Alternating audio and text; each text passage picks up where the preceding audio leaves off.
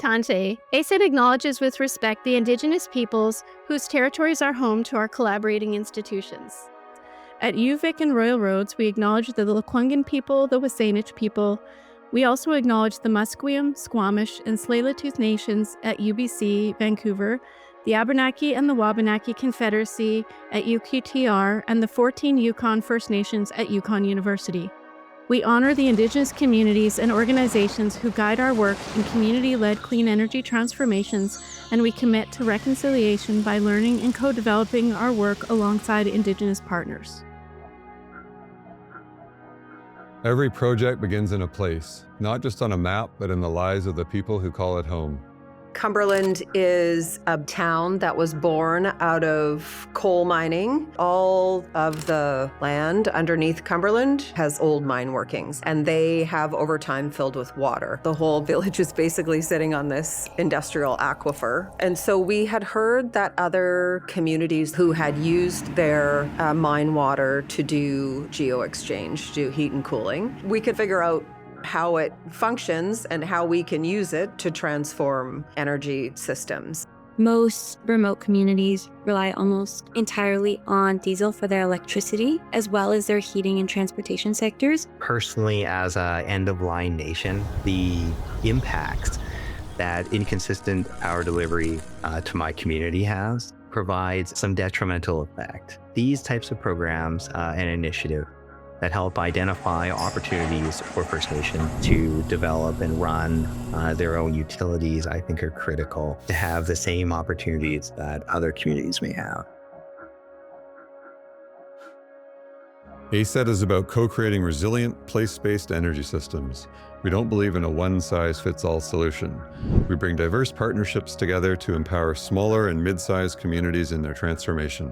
It's very important to facilitate early and often communication. Getting community involvement and buy-in on projects is the best way to ensure project success. Yeah, my business is research, but my real business is trust.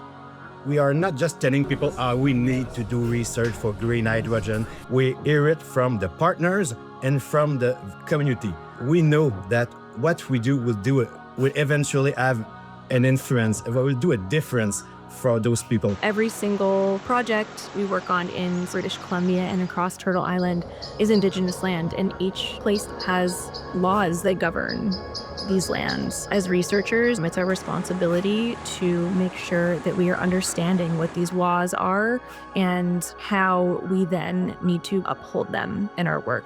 Following Indigenous leadership really is understanding what those responsibilities are to the nations and the communities that we're working with, making sure that we are honoring Indigenous authority and governance and ensuring that all of our work kind of comes as an extension of that. We can't trust only on technical aspect of the knowledge, but also other layers are important. I get more interested to read and understand and search for other layers of the topic of climate action and energy transition that's very aligned with ACET mission. When we build from the ground up, the communities that are the most impacted are meaningfully involved. Co-producing knowledge creates reciprocity and strengthens relationships. EDI makes engaging community, partners, and colleagues more meaningful. Oftentimes, communities are considered to have a higher perceived risk for investors. So impact investing, and more so blended finance, addresses this gap. It addresses this financing gap that communities tend to face. They will have different types of investors at the table who are willing to provide upfront capital within a structure that is a blended financing that reduces risk to the investor, and that pool of capital becomes a little bit more accessible to communities. We're basically integrating a tidal turbine into an existing diesel-based microgrid, so it's not just a standalone tidal energy generator, it's a fully integrated system. Geothermal energy is the heat that is latent within the earth, which can be captured, through many different ways, whether you're using it to power your home, whether you're using it to power a building, or whether you're using it to power a power station. If you make it visible, suddenly people can see that there are other ways of existing and that it is possible to exist without fossil fuels or oil and gas heating your home.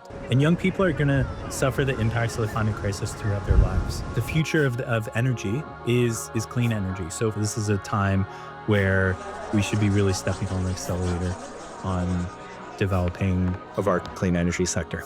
Developing hydrogen corridors through some of the most busy freight routes. For example, from Vancouver to Calgary, putting enough hydrogen stations along there that you can have complete routes which could have many trucks going through them. More First Nations leading and owning energy projects and infrastructure across the province.